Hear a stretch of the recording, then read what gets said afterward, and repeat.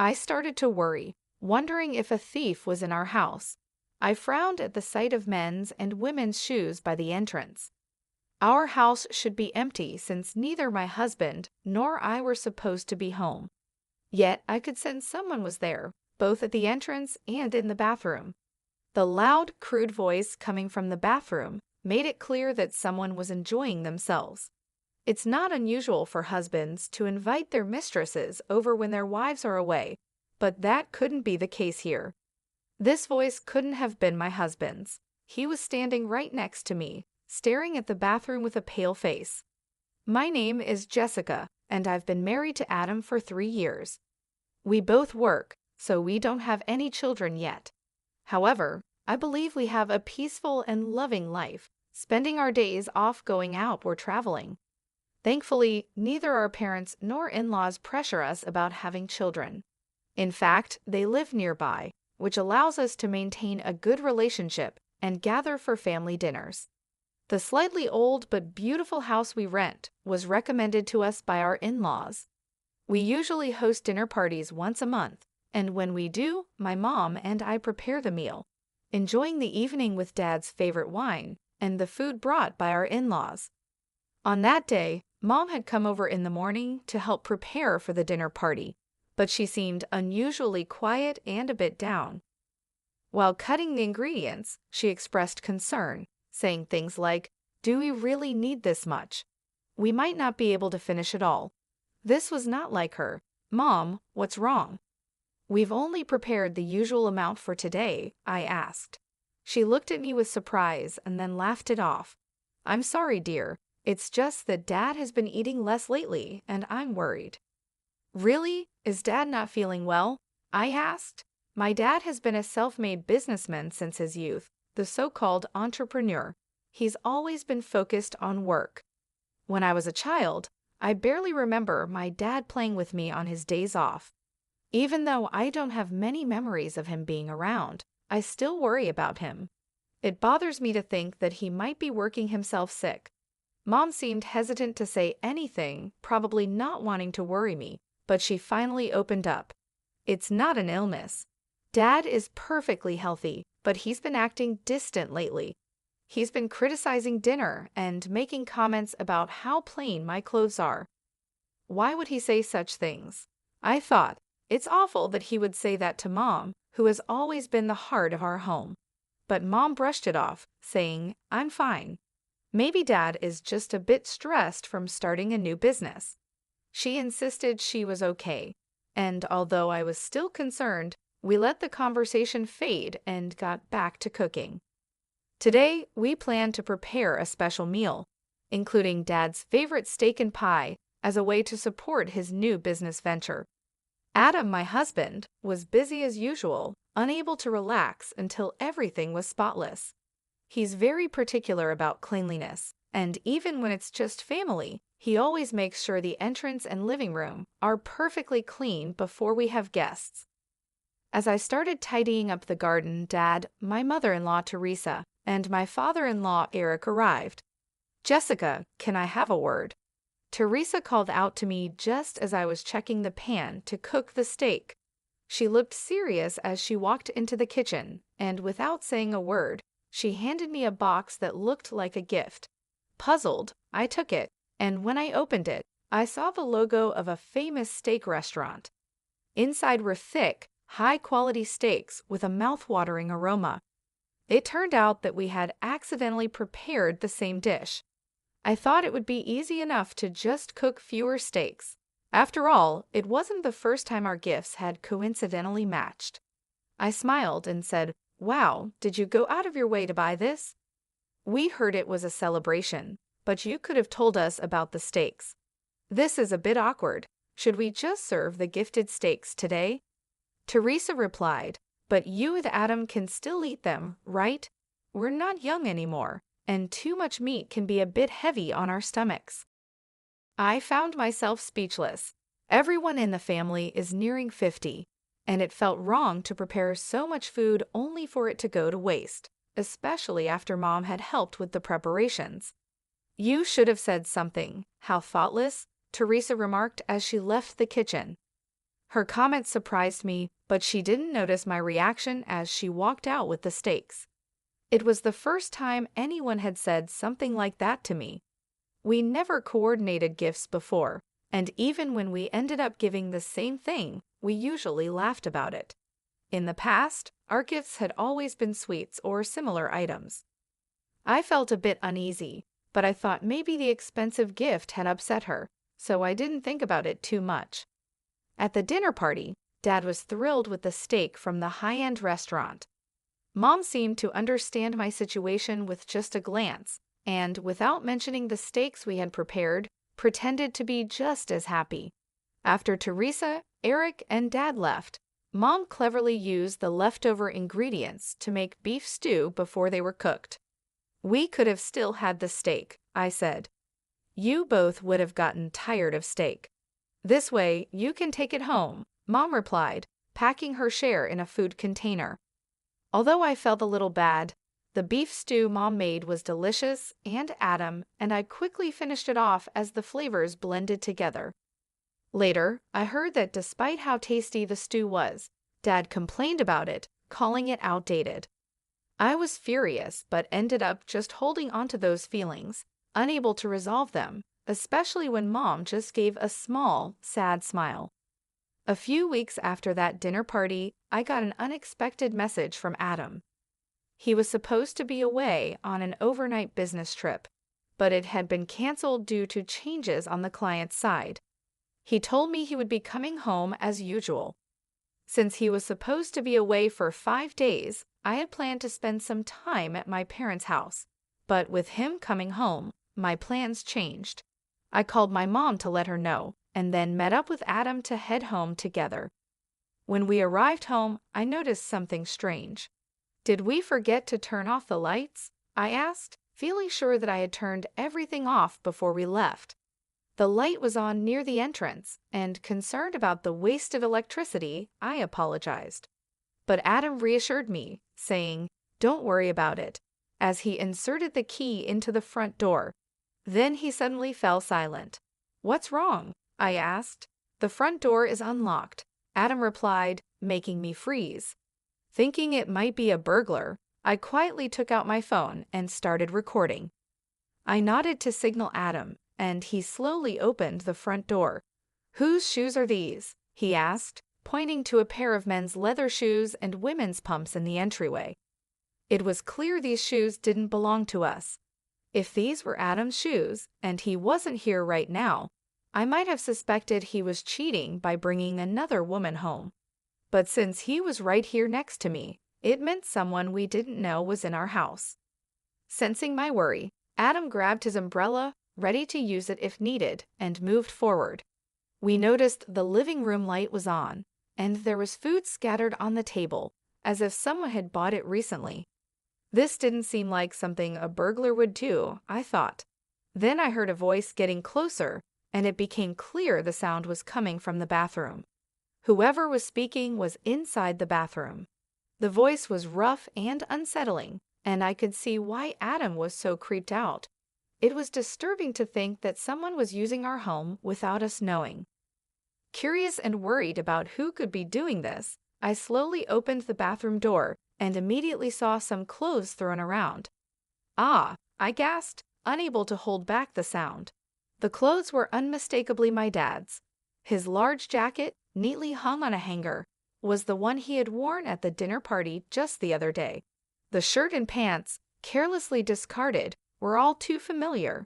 Mom had left just a few hours ago, so there was no way she could be here. It looked like Dad had brought another woman into my home for an affair. The realization made me frown as I looked up at Adam, wondering how I could explain this to him. He was staring, pale-faced, at a necklace resting on top of the washing machine. I recognized the necklace and the earrings beside it. They belonged to my mom. This can't be Mom. Adam's words confirmed it. The people using our home for their affair were my dad and Teresa. I pulled Adam, who seemed ready to burst in on them, back to the living room. Moving away from the echoing voices seemed to help him calm down a bit. "Shouldn't we call your mom and my dad?" Adam suggested, though he seemed unsure. The thought of bringing Mom and Eric here now felt like it would lead to a crisis for both families, but I couldn't just ignore what was happening.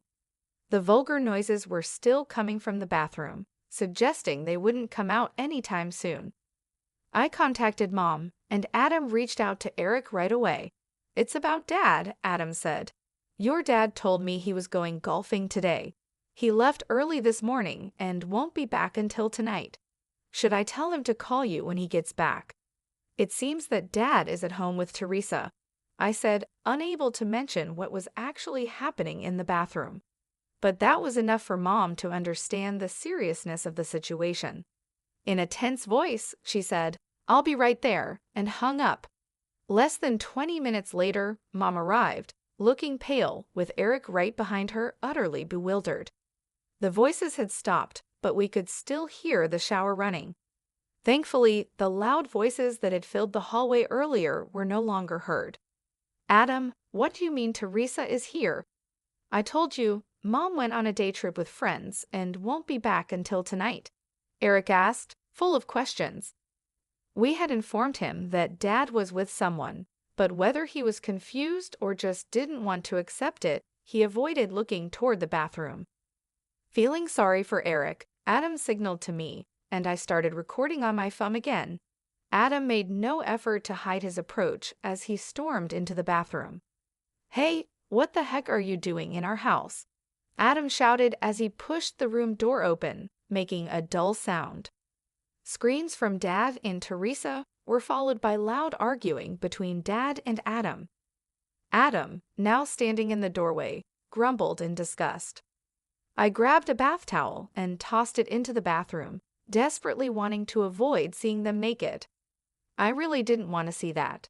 Behind me, Mom, no longer able to hold back, pushed past me and stormed into the bathroom. She shoved Adam and Teresa aside and, with a voice I'd never heard from her before, dragged Dad out of the room.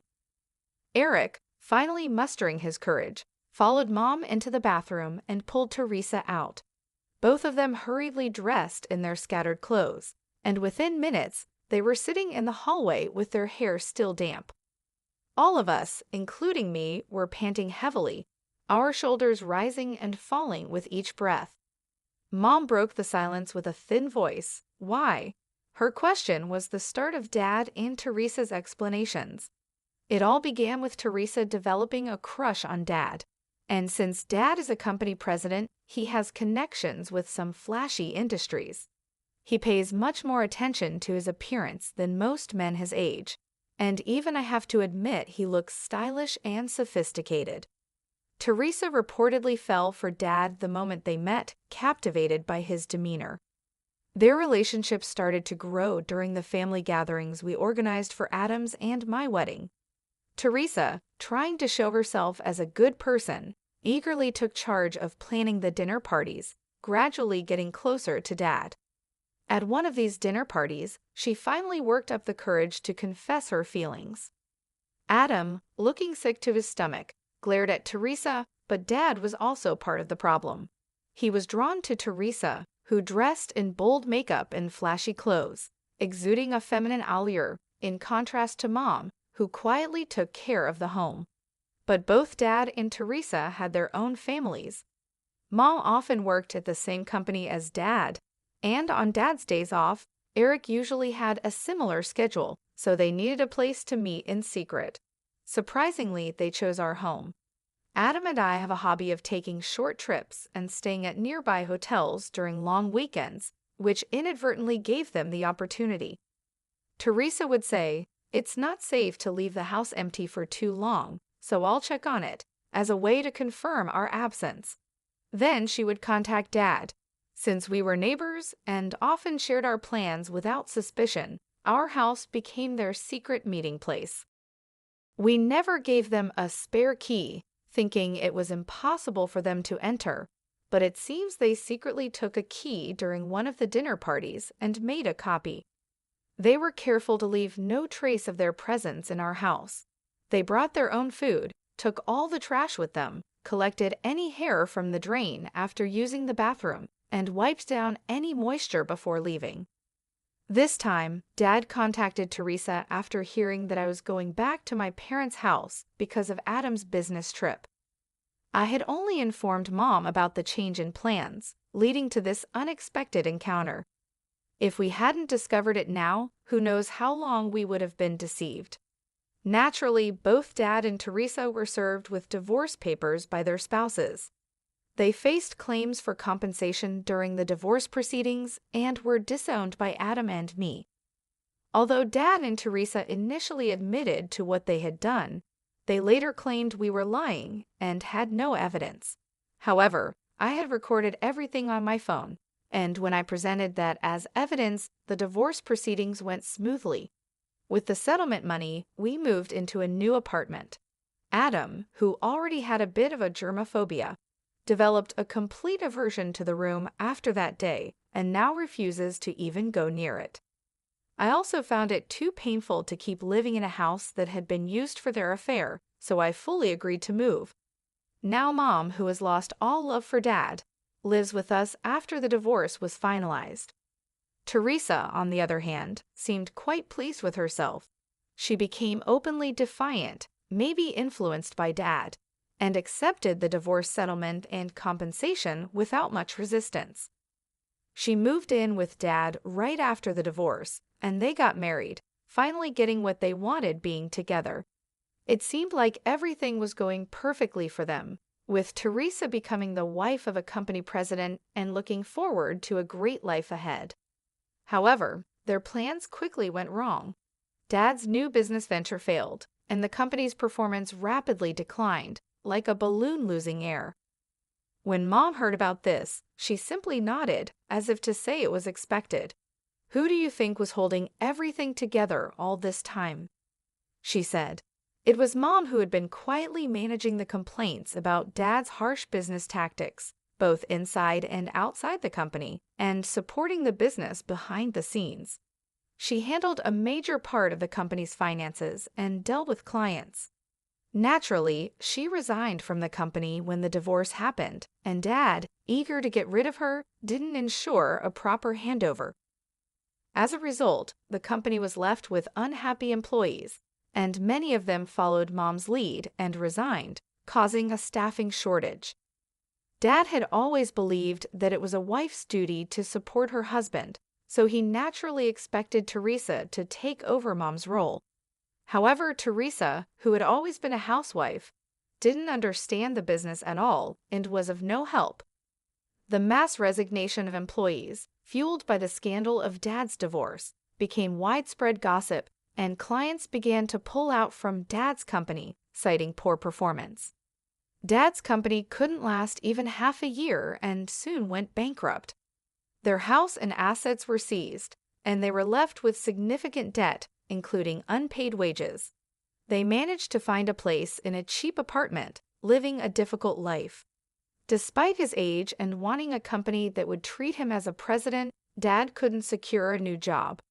Naturally, his frustration grew, and he turned to gambling as a way to relieve his stress. But even that wasn't enough. He began to blame Teresa, saying, "None of this would have happened if it weren't for the affair. It was Teresa who seduced me." His anger led to him becoming violent towards Teresa. Teresa, struggling to make ends meet with part-time jobs and desperately trying to support Dad, grew disillusioned with him as their situation worsened. He sank deeper into his gambling addiction, wasting even the money they needed for living expenses. Unable to bear Dad's constant verbal abuse, Teresa eventually fled the apartment. She ended up at Eric's house, where Adam had grown up. Adam and I happened to be visiting Eric, who had become somewhat reclusive due to the emotional strain of the divorce, so we often checked in on him. When we found the front door open, we walked in to see who was there and were met by Teresa. At first, we didn't recognize her. She looked so different that we thought an old woman we didn't know was speaking to us. The once well-groomed Teresa was unrecognizable, now looking worn out. Teresa tried to apologize and seek forgiveness for what she had done in the past, but all I could do was give her a bitter look, thinking it was too convenient for her to ask for forgiveness now. Eric must have been quite shocked to see her, yet he seemed somewhat moved by the return of the woman he once loved. While he was trying to figure out how to ask her to leave, Adam, standing next to him, suddenly clutched his mouth and crouched down. Remembering Teresa's affair in our room, he couldn't hold it in and vomited right there. In a panic, Eric and I rushed to get a trash can and water, and we heard Adam's cries of rejection toward Teresa from behind his back. Feeling sorry for Adam and unsure how to handle the situation, it was Eric who took action. He looked Teresa straight in the eyes and firmly told her there was no chance of reconciliation. "Leave," he said, sending Teresa away with strong words. Teresa seemed deeply affected by her own son's rejection, especially seeing how sick it made him. Without saying another word, she stumbled out the front door and left. Since that incident, Teresa has kept her distance from Eric, and there has been no contact from either Dad or Teresa. It seems our ties with them have been completely severed. Adam was under the weather for a few days, but he has since recovered, and together, we are focused on building a warm and loving home. Mom has shown incredible strength. She quickly found work, made new friends, and is moving on from Dad to enjoy her life. She's planning to rent an apartment for herself once she has saved enough, and I hope she chooses one close to our home. As for Eric, he seems to have brightened up a bit after adopting a stray cat that wandered into his yard. Taking in that one cat has led to more cats gathering at his place, and now it's known in the neighborhood as a popular hangout for cats. The ordeal caused by Dad and Teresa involved the whole family in a tough situation, but those of us who remain have strengthened our bonds and are doing our